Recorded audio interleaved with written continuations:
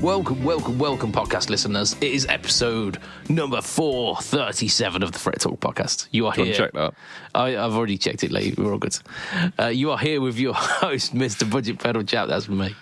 You are joined, of course, by interrupting goat again. It's Lee Padabadababadoo. Moo. Exactly. And by Mr. Riggs. Hi. Hello. Yeah, you're right. It's going to be one of those podcasts, isn't it, this week? It's early in the morning.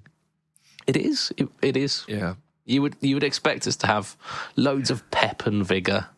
And we lost. We like many people. We lost track of what day it was, and then the very last minute we were like, "Oh, we're supposed to be recording right now." Yeah. And I was like, "I'm tired." Yeah. So this is our supplementary recording session. Do you know what I ended up doing instead? Do I want to know? I was playing. One of my Christmas presents was Tears of the Kingdom, so I was like, I should probably complete Breath of the Wild.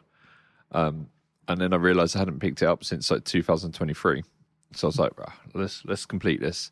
So now I'm on the Calamity Gammon, which is like the last boss.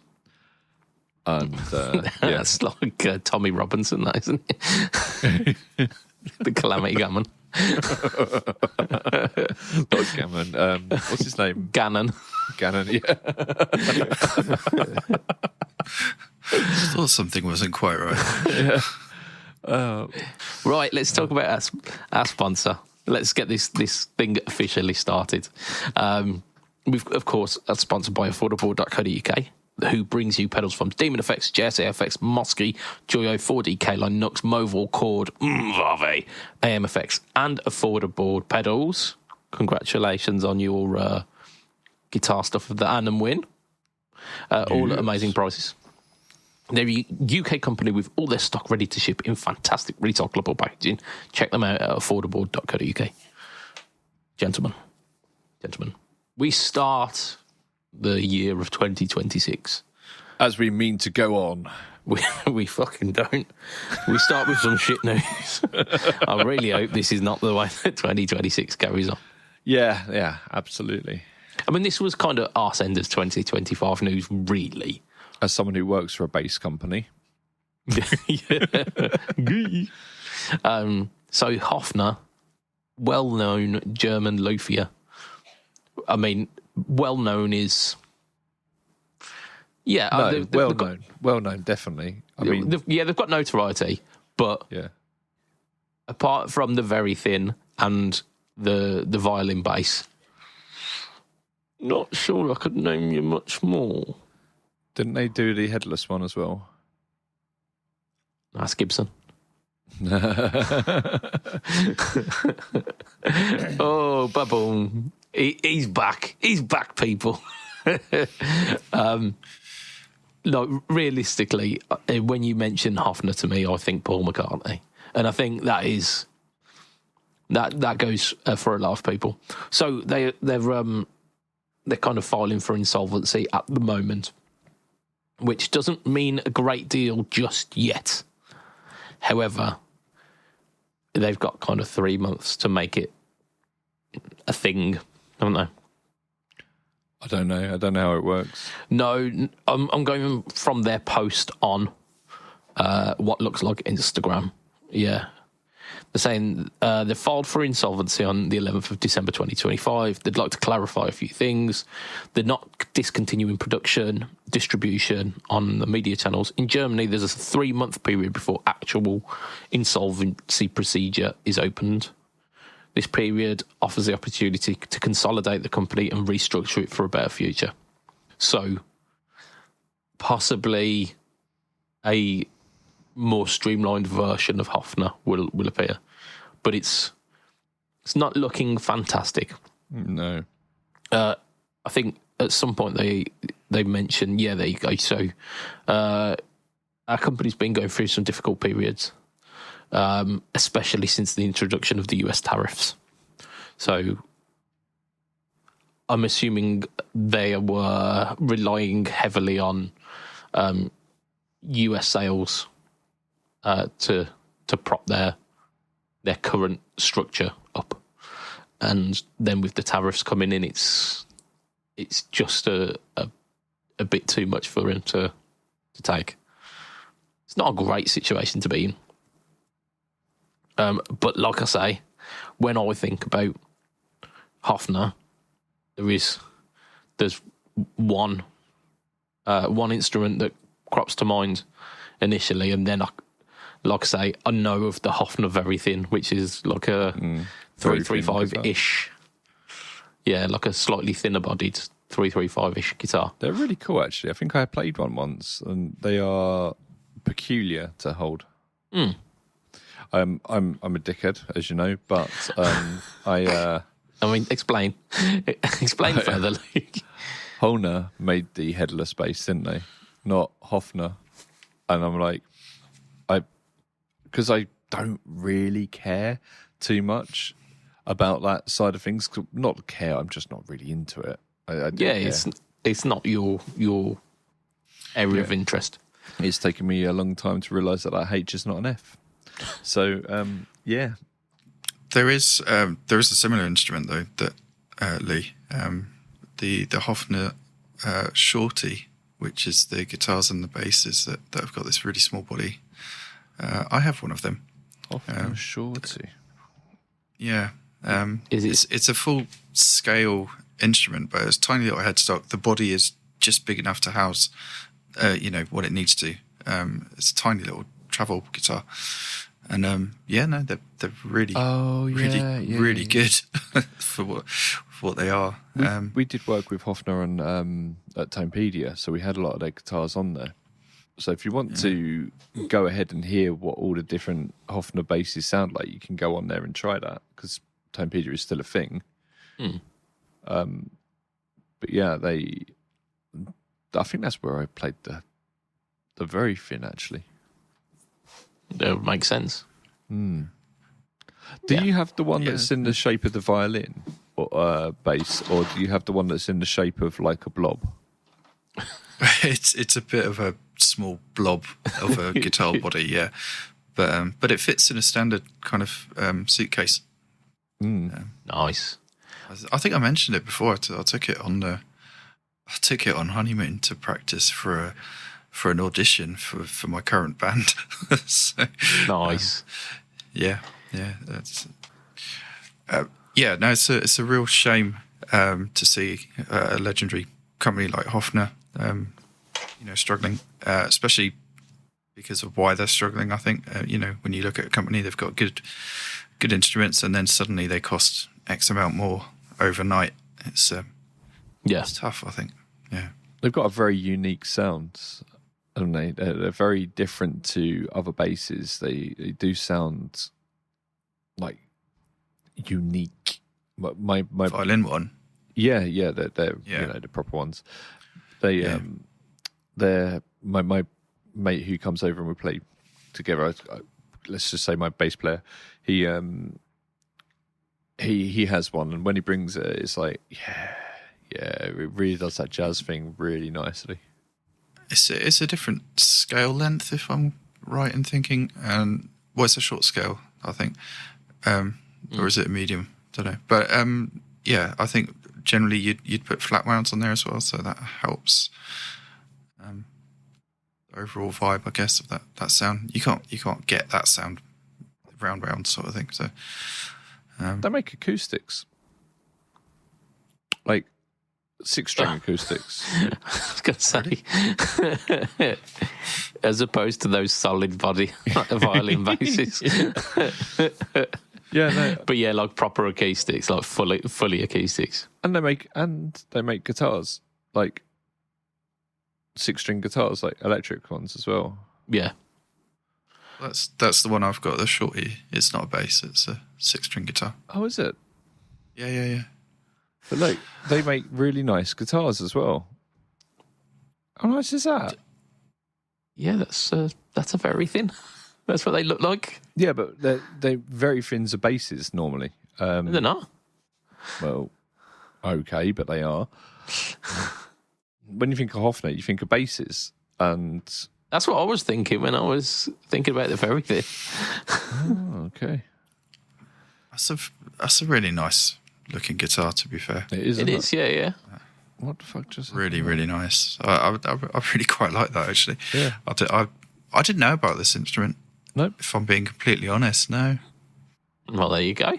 Neither did I. Yeah. It's pretty. It's really pretty. So, I mean, if Hofner... fretboard? If the Hofner need to sell like one guitar to come out of their troubles, I will buy this. But I've got a feeling it runs a little deeper than that. Yeah, than just that one. That one. They just need to make one sale. Yeah. No, I'd play that. Yeah. Me too. Yeah. It's really nice. Yeah. It's got a lovely kind looking of Ibanez AS vibe to it. The headstock. I know the one. Yeah. And they've always been wicked looking kind of 335 alternatives. Let's like not keep the listener in in suspense any longer. So this is the aptly named HVTHRLCO very thin relic. It's got a nice relic. It's like not over the top. It's a little bit beaten, isn't it? But not too much. Yeah, no, it's really nice. How much are these retailing for? I don't know. That's what I was looking for. But it says a beautiful violin finish with clear signs of aging and varnish on surface and hardware. Flamed maple top, back and sides, ebony fretboard. Ebony fingerboard. Solid sustain block, dual tone control. It's really nice. It's like in a what's this finish, Budge? I'd say that's a kind of violin finish. That. You know what? It's similar to the honey. Yeah, Honeyburst. So if you're thinking, I'm just looking back at one of the guitars I got on the wall. It is similar sort of vibe. Yeah, not a burst, but yeah. No, that's really nice. It's gorgeous, really gorgeous guitar. This is the guitar that they need to push. They should do like a cheaper run of guitars that like are similar, like their Epiphone or something like that. They do, don't they? They do. Yeah, they do cheaper instruments. Like a range, kind of like the six to £800 mark. Then it's kind of $1,000 plus some, like $1,500, say, and then they've got like the master built stuff, which is like $3,000. It's really annoying. They don't tell us how much this is.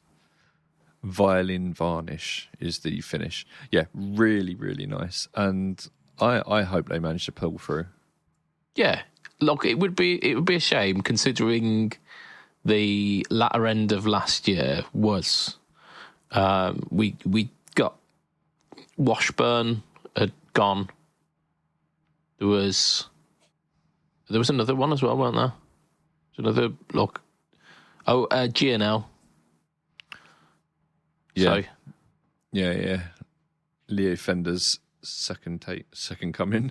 Yeah, G&L had kind of flown under the radar for the entire time that I'd known them. They'd always been there, and they were always known as this kind of evolution of the Fender line. And they were wicked instruments. They had fixed some of the issues with the Strat and the Tele. But they hadn't really look as good, did they? Yeah, the headstock was a bit weird. They had some weird kind of split pickups for the Strats, which looked odd. They might have been really wicked.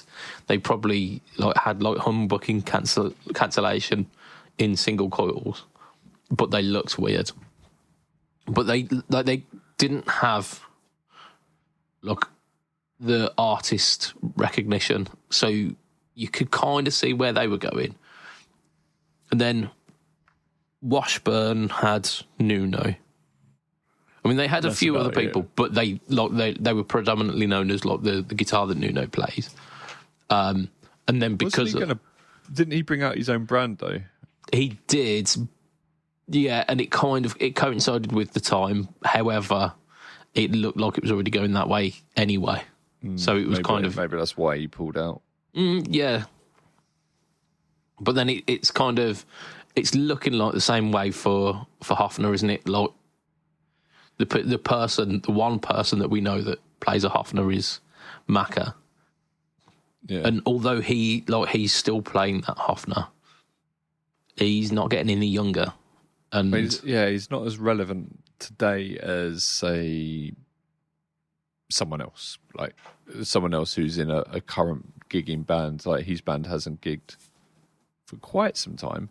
So you know what? I saw that exact same bass being played on Hootenanny on Jules Holland on New Year's Eve. It was, I think it was the Kooks bass player.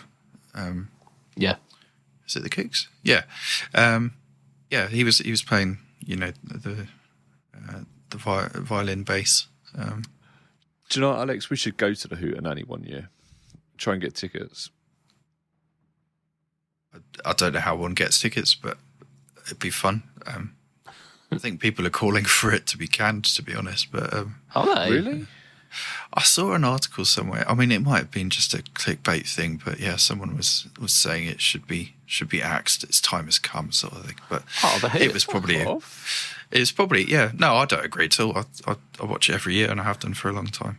So, just for like our American listeners, there is a particularly well-known jazz musician called Jules Holland, who has been on like loads of stuff. Anyway, he's prolifically good at piano playing. Would you say jazz? I'd put him firmly in the blues category. Would you? Yeah, he was part of Squeeze back in there. And then from there he branched off. Jazz. He feels like he's got like, let's say jazz blues for argument's sake. Anyway, he has this show called Jules Holland, and it went on for a while. And later with Jules Holland, wasn't it? That's the one. And he would have a bunch of artists, some of them really big, like Metallica's been on there and stuff like that. And he would go round and he would talk to them and do a little interview, and then they would play their song.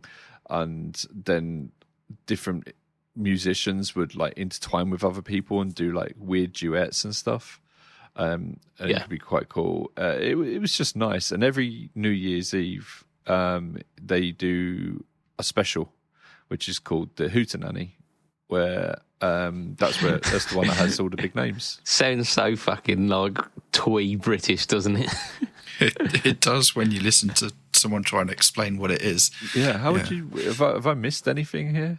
No, it's exactly that. But it's kind of like the Muso's choice, isn't it? It's a bit like the old grey whistle test was back in the 70s. God, let's not go explaining that for fuck's sake. But like, it's that kind of thing, isn't it? It's like a showcase of musicians by Musos. Yeah, so he often had up and coming artists. It's always something that I quite liked. That you'd never heard of, and they're always quality musicians. Like regardless of genre, if you like the particular style of music, one thing he always had was quality musicians. He's always in it. And what I really like about it is it's all set in a circle and all the bands are facing each other. Like I always thought that was cool. But I love the Hootenanny. But yeah, there was a Hofner violin bass being played on there. So but it's a doesn't have the same. I guess the Kooks don't have the same following as Metallica. Following as I was thinking of McCartney. Yeah, and if it was a different model, and it was like the Kooks guy's signature Hofner bass, you go, okay, that's cool.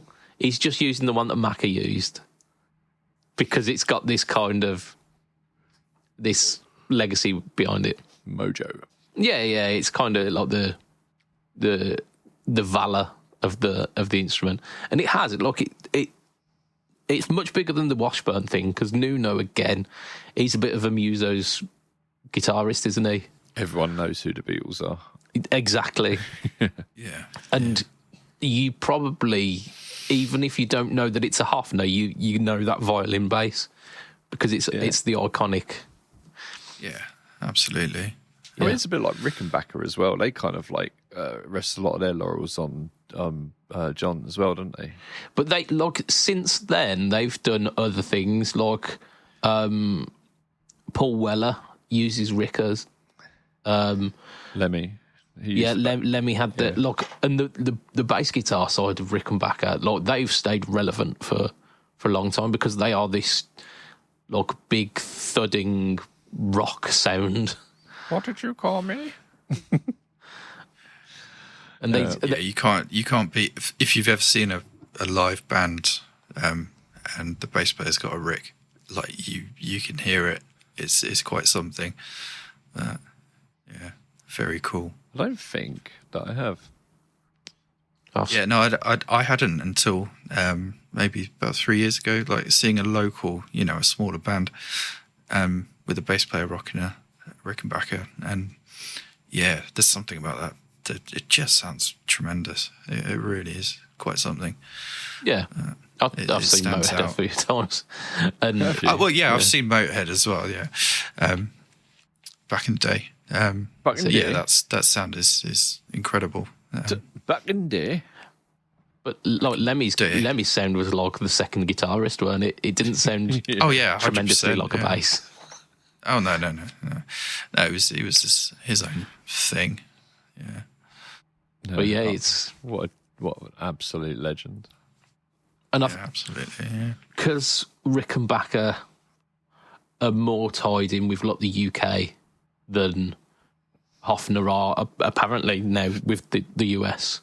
That's probably why they're not feeling this tariff, this new tariff as much as Hofner. Sorry, because they're a similar kind of niche brand, aren't they? Yeah, but I mean, they need to be global for it to work, and you don't see many people buying a new Rickenbacker.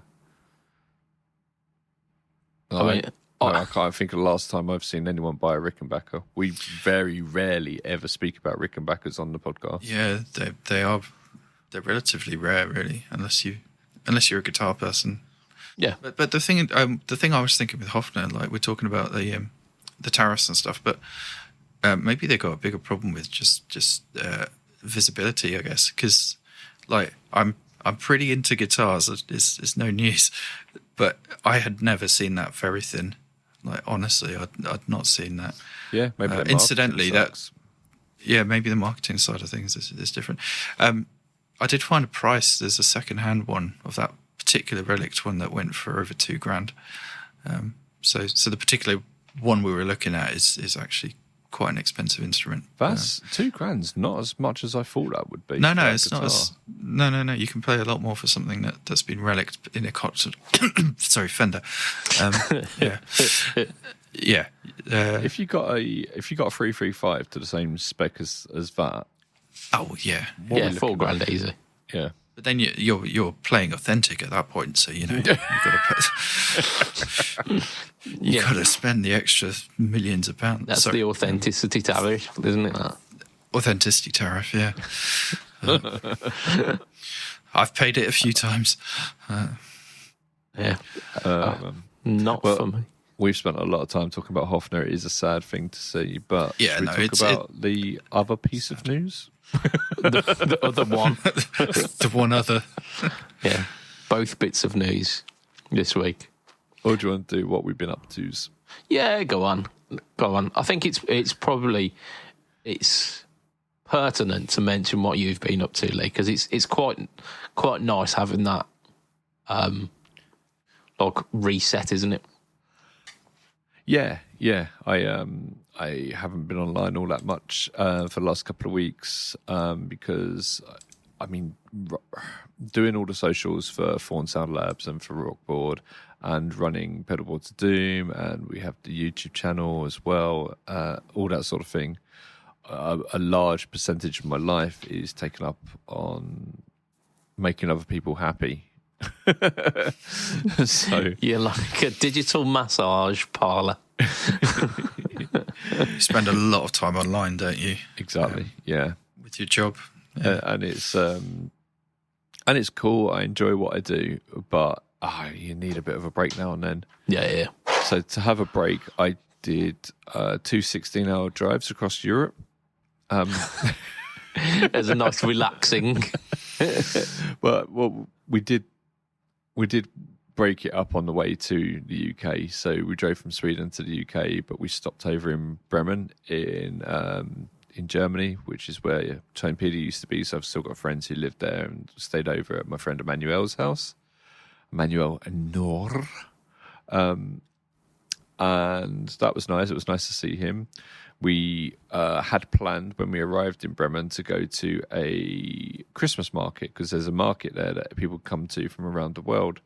And after our 8-hour journey, we stopped. We took about an hour to drive around looking for parking before we decided not to continue looking for parking anymore. Yeah, so we missed that, which was a shame, but I mean, we were knackered anyway. Yeah, you wouldn't have been in the right frame of mind to to be in the festive spirit. Exactly. But yeah, it was really nice. We had lots of family time. I saw loads of friends and family, including Alex as well. Hello, Alex. How are you? Yeah, no, it was nice to see you in the flesh. That sounds weird. That sounds perverse. Sorry. I'm glad you didn't say you and your family in the flesh. No, but you just did. Yeah. So yeah, no, it's nice to. Like, we see each other online a lot, but yeah. Yeah, well, I mean, real humans, like seeing each other in person. You know, it was nice. We went for a nice little walk around the High Rocks, which is where I was married to my wife, and Alex was my best man, and we all kind of met up there because it's a nice little venue, and we wanted to show our children the place, and that was really nice. And then we went to Bluewater, which is like supposed to be Europe's biggest shopping centre, and it was packed. It was absolutely ramo, wasn't it? Around Christmas, it's busy. Yeah, yeah. I mean, it was a couple of days after, I did warn you. Was it after I lived Christmas down, or was it before? It was just after. It was the Saturday after Christmas, where every single teenager had their gift voucher that they had to go and spend, and it was horrible. I lived down the road from Bluewater, and I did warn Lee. I said, "Look, it's going to be really busy," and he was like, "Yeah, but." So we went anyway. Yeah, it was rammed. I didn't mind it so much because you don't get that sort of thing in Sweden. So I kind of wanted my children to experience a busy shopping centre so they appreciate it when we get home. That, you know, appreciate the calmness of where you live in Sweden. Yeah, yeah, exactly. I mean, it's too peoply here. Honestly, when we first moved here, it was July, and in July in Sweden, everyone goes on holiday, and we didn't know this. So I arrived, and I was like going to the shops and not seeing another car moving, and I was just like, "What on earth is going on here? This is a deserted area." It's proper crazy. So yeah, the contrast to a fully packed Bluewater was mental, and like we had to queue to get into Nando's, for instance. Oh, there's always a queue at Nando's. Is there? I think they hire people to join a queue if there's no queue. Like, that's just a thing. Nando's always has a queue. It was good Nando's, so I enjoyed that. Inexplicable as well, right? Huh? So it's inexplicable. Like, Nando's isn't that good that there should be a queue always. Oh, it is good. Yeah, it's chicken. No, it's chicken, and you can buy the sauces in the supermarket. But it just takes out that tiny little bit of effort of cooking at home. Yeah, a very, very small amount of effort. Yeah, no, it was nice. It was nice. You can't buy these sauces in the supermarket here. No, you can't in Sweden. And the sauces in the supermarket aren't the same as the sauces in the restaurant. So we found out. What? Yeah, I've known this for years. What? Yeah. Yeah, look at the ingredients and then look at the ingredients online, because they've got the online ingredients for the sauces, for in the restaurant and have a look at the ingredients on the back of the sauce bottles, they say that they're the same flavour, but they're not. And I know this because I'm allergic to tomato, and I can eat the ones like the garlic sauce in the restaurant, but I can't eat the garlic sauce that you buy on the shelves. Ah, there you go. Just become more repercussions are dire. Yeah. They messed up my chips as well, so I had to wait ages for them to go. No, didn't they actually put some tomato on there somewhere? No, it was the salt. They served you chips with peri peri salt, which has tomato in. So yeah, we were all sat there. So me and Lee's family were like happily eating away, and Lee was sat there just with no food in front of him, just waiting for his food to be recooked. This is an ongoing thing in my life. It's just how it normally is. My food's never correct. Oh man. At that point, you just got to stop going out, haven't you? Just cook it yourself, and you know what you've got there. This is what we do. Yeah. Or I find a place that I know where I can get certain things ordered straight off the menu that are fine. Yeah, no tomato. Big Mac sauce does not have tomato in it, surprisingly enough. Okay. So I can order a Big Mac meal and not have to mess around. And there are other restaurants where I know when I order it, it's automatically okay. So I tend to go to those ones. I mean, it's a stretch calling McDonald's a restaurant. Yeah. Yeah. You know, one of my local ones that isn't even a restaurant anymore. It's just a delivery place. Like it's a counter in an industrial unit. Literally, it's an industrial unit with a counter, and like the delivery guys just rock up to that and pick up your order and deliver it. Like it's not even a place you can go in and sit. So yeah, it is a massive stretch calling them restaurants. So. On the way home in Denmark, there was we popped into a Mackie D's for a breakfast. Lucky enough, they had sold Big Macs early, and I was quite happy about that. But they had a counter that was just for deliveries as well. It was just like a little hatch, and I was like, this is odd. It's the way that a lot of them are going these days. Yeah.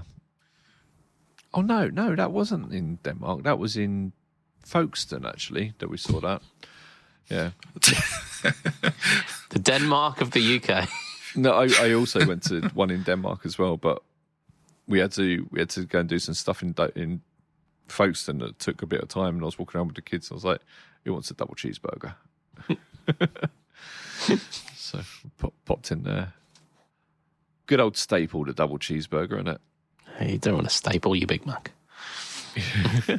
Right. So yeah, that's what I've been up to. I've been detoxing. I've hardly played guitar, and then I picked a guitar up when I got home, and it was horrible. I was like, oh my God, I need to practice again. It doesn't take long, does it, that you stop practicing, and then you're like, oh God, I wish I'd practiced every day. Yeah, got to put a couple of hours in every day now just to try and get back to some sort of level. Got to get the reps in. Yeah. So, guys, have you got any New Year's resolutions? No, I haven't even thought about it, honestly. Like the day of like New Year's Eve.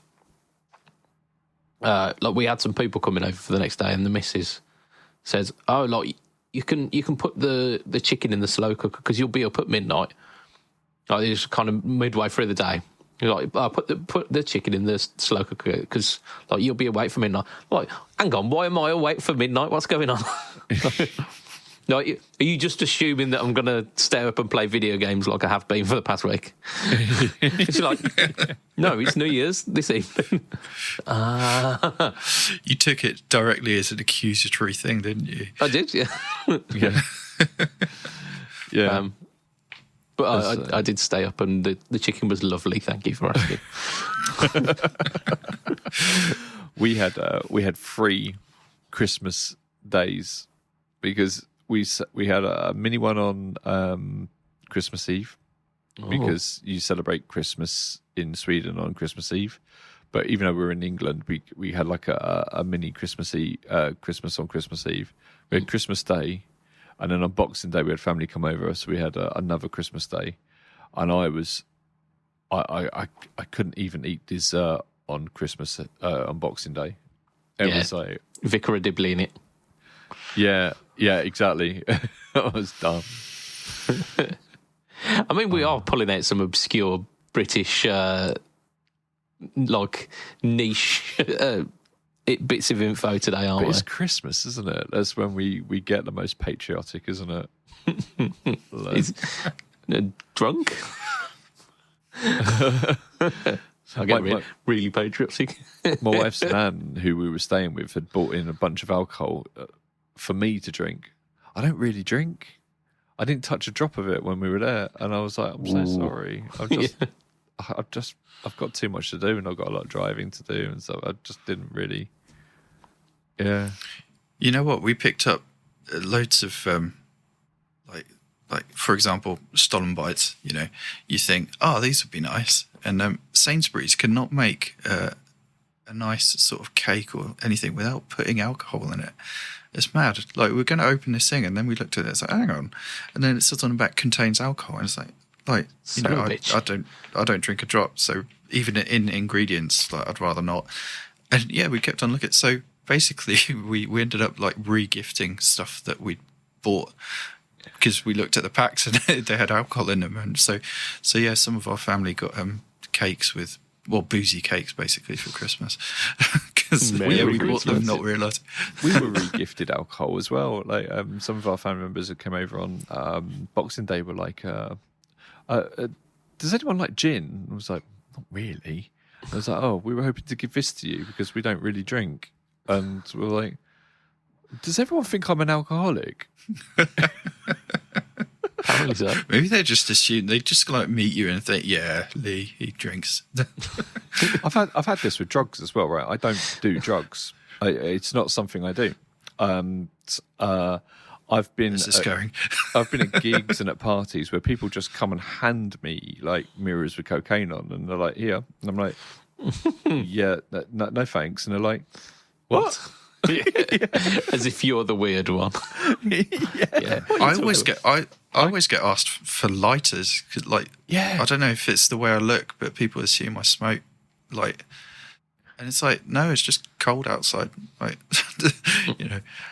But yeah, I always get asked for a lighter, and it's like, oh no, sorry, I don't smoke. And they, like, people look at me like, what? It's weird how you and I are always like the goody two shoes in these sort of situations, but we're the weird ones. Yeah, man. I can think of 3 clear examples off the top of my head when I've been handed cocaine, and they are not the only ones. But I can think of 3 clear examples in my head where I've just been handed it, and I can think of another weird example where I was literally having an argument with someone who was on coke about me not wanting to do coke, and they were saying because I was a lead guitarist in a band, of course I do.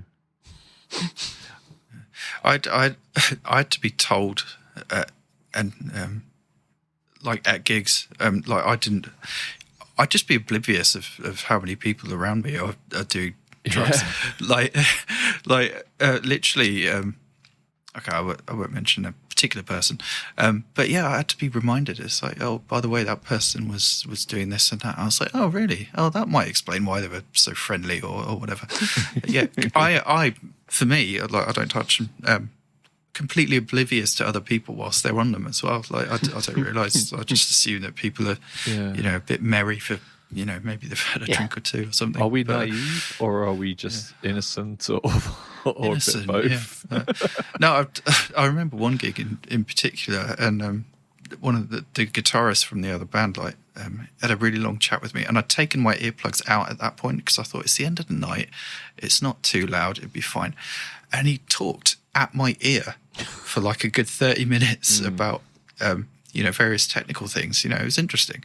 But yeah, the next day my ear was ringing, and I was like, what is it? And then I was talking about it, and yeah, the guy was like, oh, well, yeah, he was on such and such all night. And I was like, oh, okay, that's why he was shouting in my ear for half an hour. It's surprisingly common. It's weird. Oh, very much in Kent. Yeah. Is it so prolific up in Birmingham? Not that I'm aware. The gig. I wasn't aware either. Like, I always get told after the event, it's like, oh, such and such was doing this, that, and the other. I was like, oh, okay. Yeah, I remember certain areas bragging, like people from certain areas bragging about them being the heroin capital of England and stuff like that. It was like a mark of pride for them. Like, it was Whitstable. Whitstable was of all places. Weird, like Whitstable is this very scenic little seaside village that has great fish and chips, some of the best fish and chips you'll ever get. Fantastic heroin as well, I've heard. Yeah. Someone said that Elton John lived there for a while as well, and you would see his pink Rolls Royce. Sure, we're not talking about heron. Is it definitely heron? Yeah, maybe that was the one. Yeah. Yeah, We're the heron capital of the world.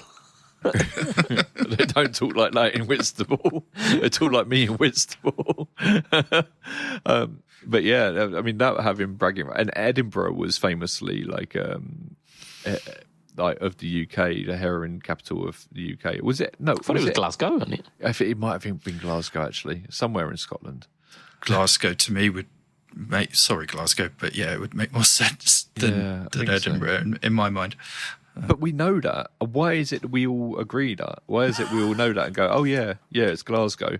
I mean, it feels so rude. I got caught once. I was at a venue. With I was heroin? coming out that no. I was caught using antibacterial gel after using the rather grotty toilet at a venue. They always are for some reason. Yeah, and some guy was like, "Oh, you're still using that stuff?" And this was post-COVID, and I was like, I felt like I was, doing some illicit substances, doing some gel. Like, it's like, I'm just washing my hands, man. Like, and yeah, this guy pulled me up on that. It's like, oh, you're still using that stuff. And it's like, while tapping his arm and pulling out a needle. You still exactly using that like gel, scratching his arse and then scratching his beard. Why are you using that? It's like, why are you using that muck? It's like, mate, it's antibacterial gel. Yeah, it's because of people like you. Have you been? What if you just sniffed? Oh, I won't take this vaccine yet. That's what God knows what up there. Got any unknown stuff I can shoot into my veins? But yeah, I'm not going to take this vaccine. So, you don't know what's in that. It's like, right, and you know what. Anyway, yeah. Could go on for a little rant there, but I won't. Oh, man. But I mean, we are aware that some people listening may have had drug problems or do have drug problems at the moment, and we are not passing judgment on you, and our hearts go out to you. We really do, because it's fucking horrible, man, to be like. And I lived in 2 shared houses when I was younger. One was full of drug addicts, and one was full of alcohol. Alcoholics, that's the one. And the drug addicts were much nicer to live with. Cool. Yeah. So it was just a time when I was moving around a little bit. Let's talk about John Mayer. Specifically, neural archetype John Mayer X. John Mayer X. It's X. Wakanda forever. I was thinking wrestling, Generation X, but yeah. So archetype is the like plug-in suite, isn't it, for neural? Yep. They've got a few. They've got like Gajira. They've got Rabia, Mossad. They've now got John Mayer. They have Dream Theater guy, John Petrucci. Yeah, Petrucci has one. Yeah. So they've now, like, a lot of them previously were kind of metal centric, and we knew that they could kind of nail those tones. This is different. This is definitely not metal. They're all like very 1960s furniture looking amplifiers. And like small combos and like dumbbells and what. So you got a dumbbell steel string singer, 1964 Vibra Verb, sorry, and a 2-rock signature as well. All very much aiming towards John Mayer's very expensive, like gigging tone. When you've got a dumbbell, is there need for a 2-rock? Yeah. Okay. I mean, that answers that question. Because he has used like all of those, hasn't he? So to be able to nail the eras of John Mayer, you need to be able to have access to all of those different tones. There's also a bunch of pedals that come with it as well. Just a boost. I'm assuming that's the that dumbbell boost, which what's his face? JHS did with the not a dumbbell and did the wrong one. Okay, so it's not like a clone used as a boost then? No. We've got the half-man overdrive, which is clearly the clone. Okay. We've got the teal breaker, millipede delay, which could be based on any number of things. I know that on John Mayer's board at one point was a Moore and an Echo. So I'm really hoping they have meticulously modelled a Moore pedal. That would be wonderful. And then there's the Antelope filter, which is the EHX Qtron, I believe, to give that. Oh, what's that tune off Continuum? That one tune that you use is a filter for. Yes, because I'm going to know this. You will. Track 4. I don't trust myself with Loving You. Are we still talking about song titles, or is yeah, this is me doing a little confession here. So yeah, Half Money's Cloncento, obviously. Teal Breaker is the blending the characteristic TS10 and the Blues Breaker. Nice. Yeah, of course, because it's got, have a look on it, it's got BB and TS on like a little toggle switch. There you go. The analog slapback is the Way Huge Aquapus. The EHX Qtron, no, I don't trust myself. It's got like this proper, like really dark sounding filter effect on that tune. It's very, very, very unique tone that he gets out of that song. So the delay that he normally uses is the Way Huge Aquapus, and he usually has it between 90 to 120 milliseconds.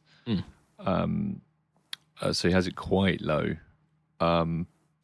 Maybe that's why they call it millipede, because it's like milliseconds. Yeah. And then you've got a number of different options as well. There's like a doubler on it as well. Apparently there's a transpose as well. So you can... Yeah, that's a thing that Quad Cortex had added into it at some point, and obviously if they've got it in the Quad Cortex, then they can add it into anything. Yeah. But yeah, it's supposed to be very, very good. Yeah. I mean, it all looks very comprehensive. Like, don't get me wrong. This looks as if you were trying to nail some John Mayer tones, this would be a good place to start. However, it's really fucking expensive for a plugin. It's a lot cheaper than Bumble. I wanted to come on to the pricing. Yeah. I paid something like 89 quid for Helix, like the Helix plugin. Obviously, that was with the discount that you get when you buy the unit itself. But I think even if you buy that standalone, the Helix plugin is still only like $350-ish, something like that. Which, rather than just aiming at the tones of one artist, you get something that's close to like 50 amps. I think these are going to be a lot closer to what you want. So if you're a fan and you want to get like as close as you can get without spending hundreds of thousands, yeah, then Yeah, I think it's I suppose it's justifiable. The difference between broad strokes and precise strokes, isn't it? Because this will have the presets that are designed to make that sound. So you'll probably get a preset that is exactly nailing that "I Don't Trust Myself" tone. You'll probably get like a gravity style tone as well that's already dialed in, and you just have to pull up the preset and voila, I sound a bit like John Mayer. The reverb unit on there is called Gravity something. Yeah, I mean that would make sense. Is there a lot of reverb on that song? I mean, there's a lot of reverb on John Mayer's songs in general. Like it's a characteristic of a small band, because it was the trio stuff. Like a small band sounding bigger in it. Okay, but also and I'm going to play the naive card. I don't use plugins a lot. I have tried like you mentioned, the more metal versions of these. I've tried them, and I could get some good tones out of them, but I find them hard to work with. But what the other kind of side of this is it also really depends what guitar you've got and what interface you plug it into, right? Of course it does. I mean, if you're playing a bit like a string on a bit of wood, and it's going to sound shit compared to like a Strat or a Les Paul. I guess you need a half decent guitar, and and I don't know what interfaces you're meant to use with these, but I've never found things to work particularly well. That. No, I know. They're not supplying the guitar and stuff. So I understand what you're saying. It will only get you as far as thing, but if you're playing an encore for it, it's not going to sound as good as if you're playing. I guess what I'm getting at, though, is what would be the kind of minimum sort of level of interface that you could just plug your guitar straight into without anything else and use something like this. Dumble. A Dumble. Using a Dumble as an interface. Dumble Overdrive as but like you're not going to get away with a cheap interface, I think. And like personally, I use Focusrite Scarlett units, and I've got two of them, and that'll do. Yeah, I don't think your interface is going to make much of a difference. Interfaces. I've just not had nowadays. Massive success with these things. Maybe I need to try again. Nowadays are of a very high quality. I mean, the way I'd be tempted to use it is running something like the HX Stomp into Reaper, for example, but then also recording the drive-through. So doing some processing in real time with the HX Stomp to play along with a track where I can hear a decent guitar tone, and like dialing something like broadly similar, but then also like on a muted track recording just the drive-through, and then using that drive-through with this afterwards to like properly nail the tone. Okay, yeah, that'd be a cool way of using it. Yeah. I'm just thinking like myself, who doesn't have that much experience with these plugins. I'm just thinking about your listeners. But yeah, no, that'd be a good application. Yeah, definitely, that would work. I mean, that's the way that I see a lot of these kind of suites, and it's the way that I've used Helix Native. That's the Helix plugin, by the way, the one that I had forgotten earlier. Yeah. I've got that installed on my laptop actually. Yeah, I think it means all three of us have got it, and we all use it. It's really good gear. Yeah. I haven't got it on this newer machine, but I certainly have used it.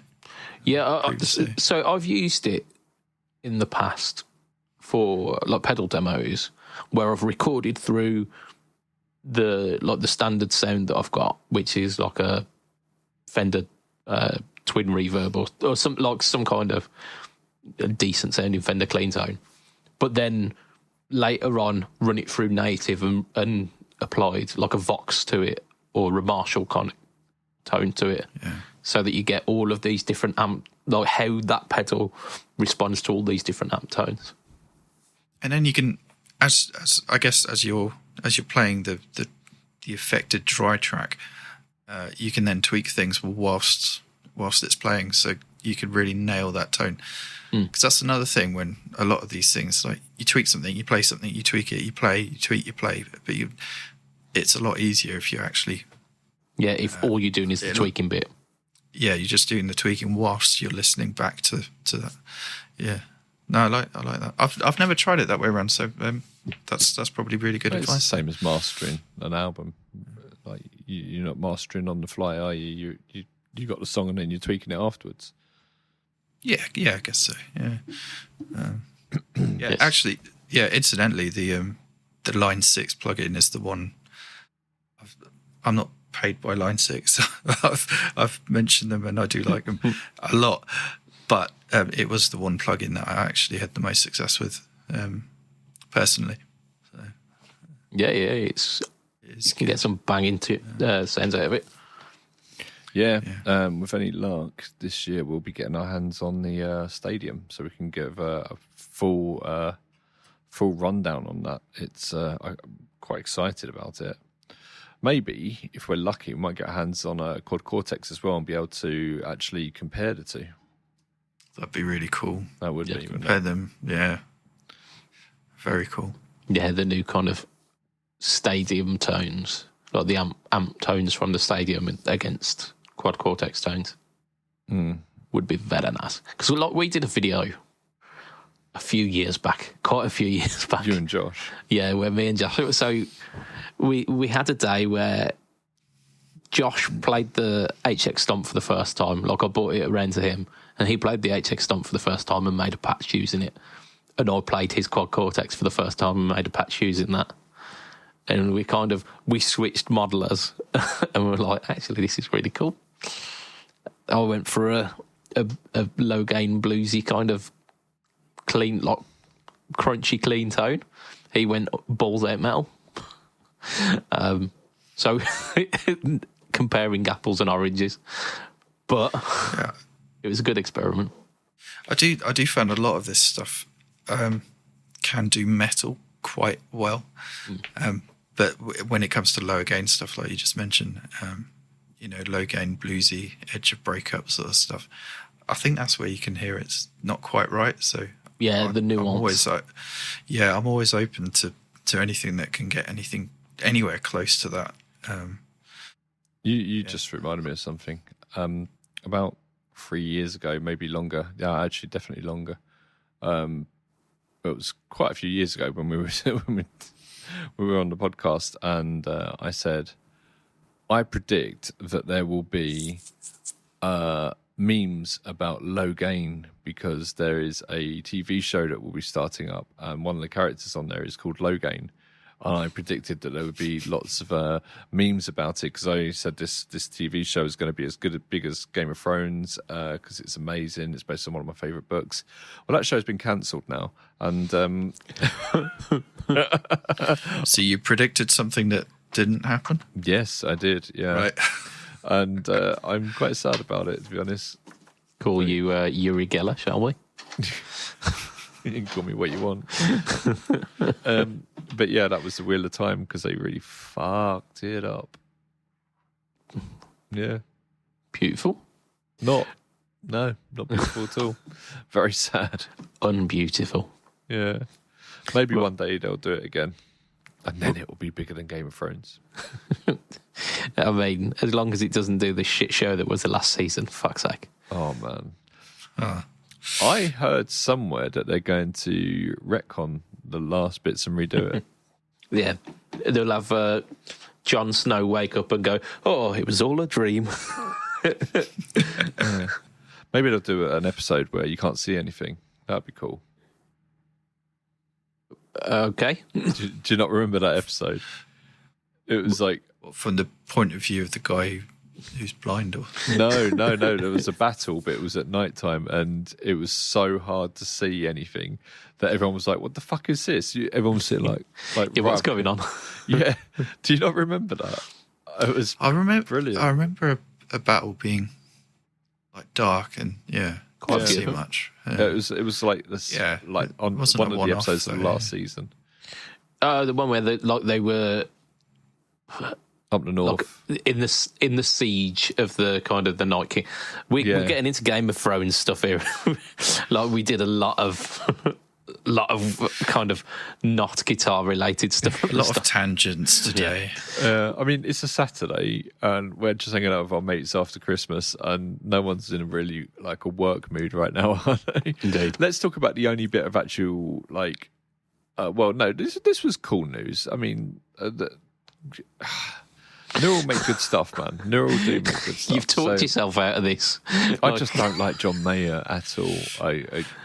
This is well established. So yeah, but there is some really cool news that Eventide have dropped some new free algorithms for the H90, and they are wicked.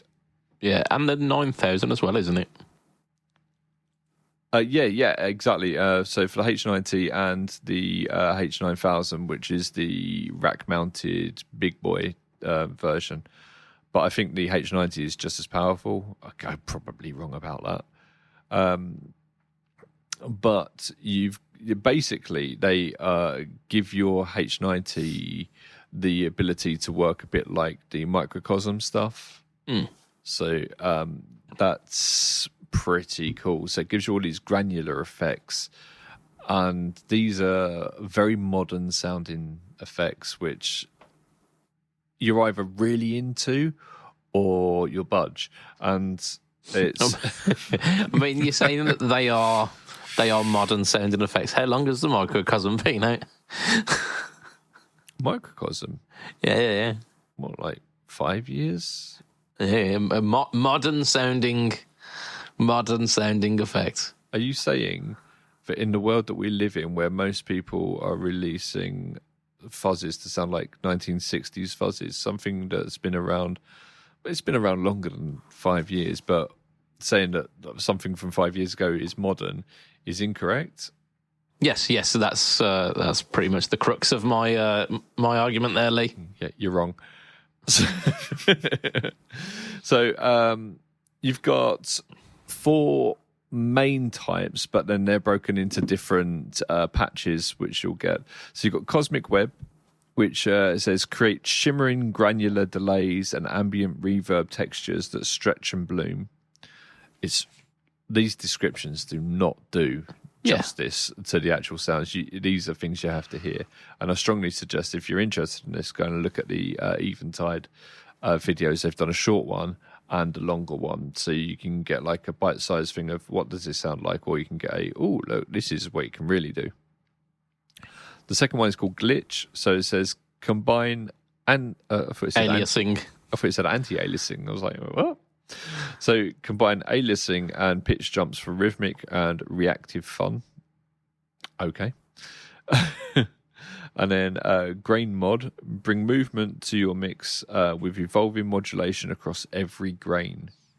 And stutter, dial in tight, controlled burst patterns or scatter them loosely across time. What is granular effects though?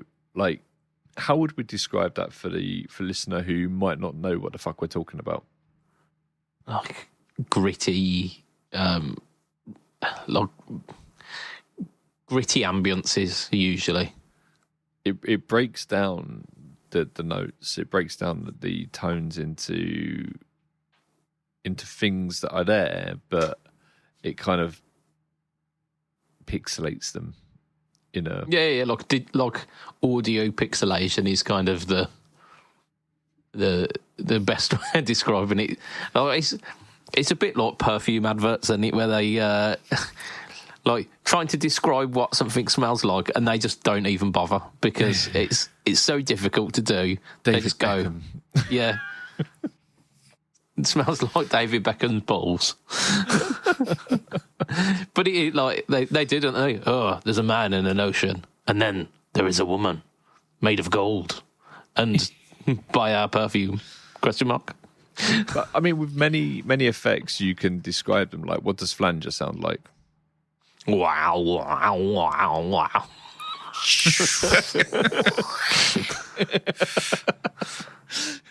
But yeah, it's with granular effects, it's it's kind of those stutters and glitches and stuff that you. Sorry, I thought we were still doing this. Who needs effects pedals, man, when you've got Budge and a microphone? Oh dear, that's a wet tremolo. That is. What's really cool about this though is Eventide doing it. So if it was another company doing this, it might be like, oh, okay, cool. If Line 6 added it in, we might be, oh, that's really, really good. But Eventide doing it, it's like, okay, this is going to be the nuts. This is probably going to be the best example of this that you can get, and it's free in an update. Yeah, that's cool. I think that's the best part of this, is that H90 and H9000 users have not had to subscribe to something and then paid an extra to get an extra download. Yeah. Hint. Kemper. Yeah, that's the one. Yeah, absolutely. I mean, let's be completely clear here. On the H9, you did have to pay for the extra algorithms. If they released a new one, you had to buy it. Yeah, but you knew that up front. Like the H90 was always an upfront thing. Yeah, it was the all-encompassing one. It cost more, or you could go for just cherry picking the ones that you want, but you've got to pay for the algorithms. Well, you could get the H9 Max, and that came with everything. Yeah. Or you got the core, but then eventually they just started selling the Max. They stopped selling the core, and I think that was because the general outcry was, no, stop doing that. So they listened to their customer base, did they? Yeah, and interesting. Changed the way they. That's an interesting concept, isn't it? Yeah, the Eventide guys are so cool as well. They're like so cool. We've interviewed Joe. Joe Kotze. Yeah, Joe's a what ledge? Yeah. I chat with him occasionally still, and really, really great guy. But they just have this air of cool.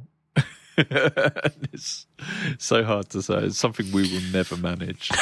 I always associate the company with Steve Vai. Am I right in doing that? Yeah, you are. Did he use the harmonizers back in the day? Yeah, on War and Peace. No, that's a book. Passion and Warfare. Passion and Warfare. What's it, Sun Tzu? AKA Steve Vai. But yeah, that's the Art of War, that one, isn't it? Yeah.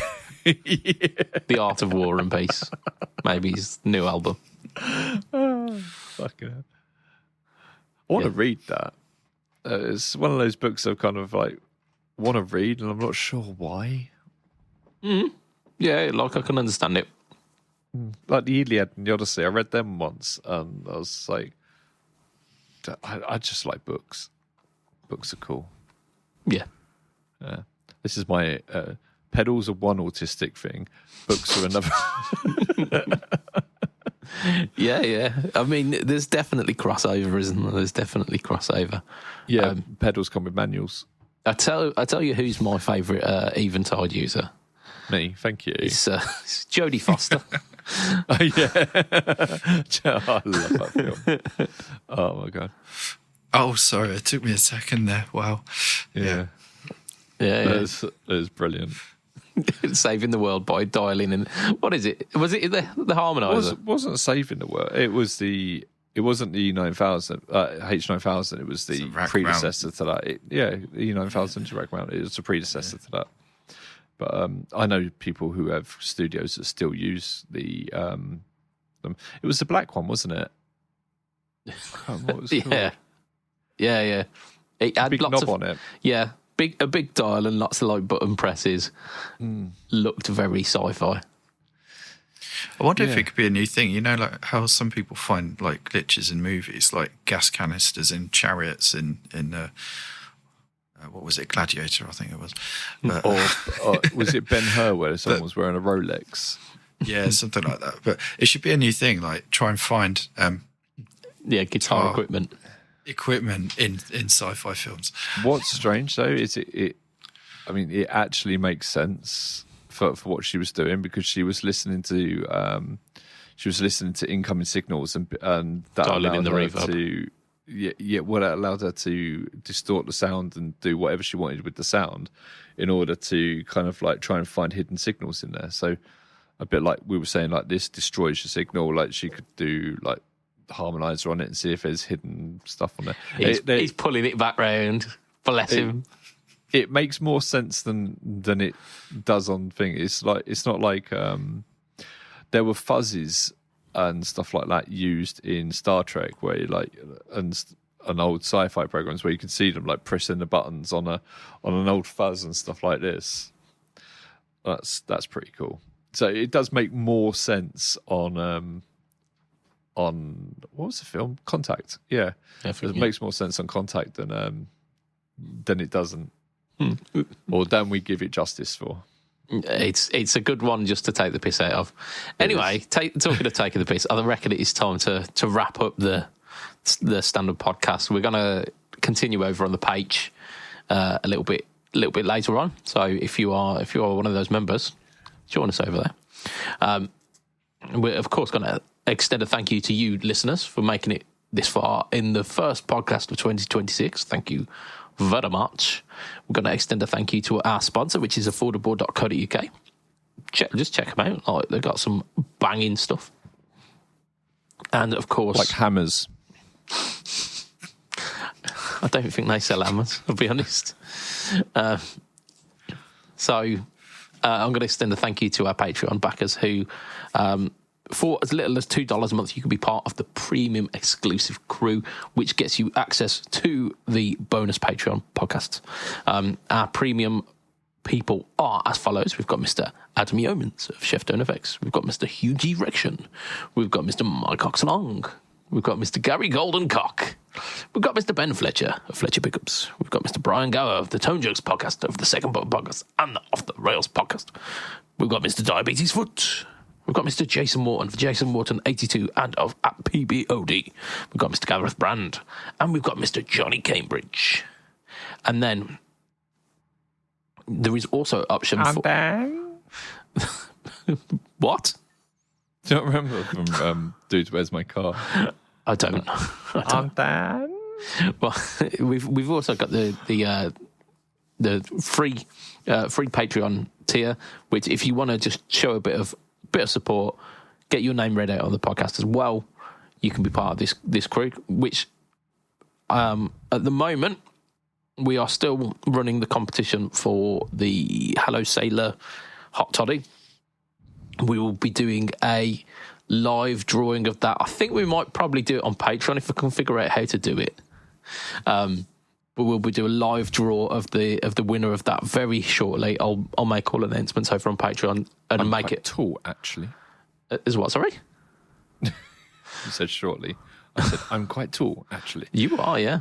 Yes. But the free people, the free Patreon backers are as follows. We've got Mr. Brett, we've got Dave, we've got Harry Wallington, we've got James Bragg, we've got JD Fauchot, we've got Jimmy Smith, we've got John, we've got Johnny, we've got Johnny Goat, we've got Julian Nielsen, we've got Kamal Singh, we've got Kent, the entirety thereof. We've got Mallers, we've got Matthew Dang, we've got Michael Baines, Michael Levinson, Mika Piponen, Mike, Nico Muisi, Perry Wright, Raphael Formaren, Ross Philpott, Simon Friggar, all in caps, Vaughan Murray, What You See Is Not What You Get, William Crown, Fank Brack, Michael Ribovich, DJ Play Nice, DJ, and Rich Gretzky. I spent some time in Kent earlier, recently. Indeed. I hope you bought him dinner first. Whee! In fact, Alex is still in Kent now. No. I'm not in Kent. You are? No, the border changed in 1967 or something. There you go. What time specifically? No, it's a common misconception that where I live is Kent. Okay. We were both in Kent recently. Yeah, where we met up was Kent, yeah. There you go. Beautiful. So if you want to find me online, I am Mr. Budget Pedal Chap. You find me Instagram, Facebook, YouTube, Threads, and Blogspot, or at BudgetPedalChap or /BudgetPedalChap. If you find one of them, you find them all. They're all linked together. This week's No Talk or Tone features the... I've not recorded it yet. I'm really sorry. Lee, where can we find you? Facebook. Mainly, yeah. Cool. We type in mainly. Mainly. He is the main Lee. Indeed. That's right. Yeah. And Alex, where can we find you? CEO of Lee. I'm on all things pedal boards of doom and all things Dunkirk and awful. Indeed. So from myself, Mr. Budget Pedal Chap, from Lee. Bye. From Mr. Riggs, Alex. It will be a tatty bye and good night for this week. Ta-ra, mate. Bye.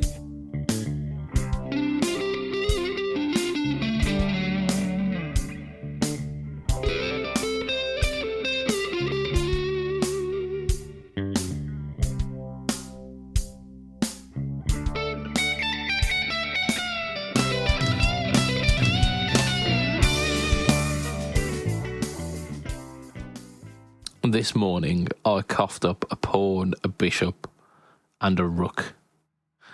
It was a chest infection. It was a rough night.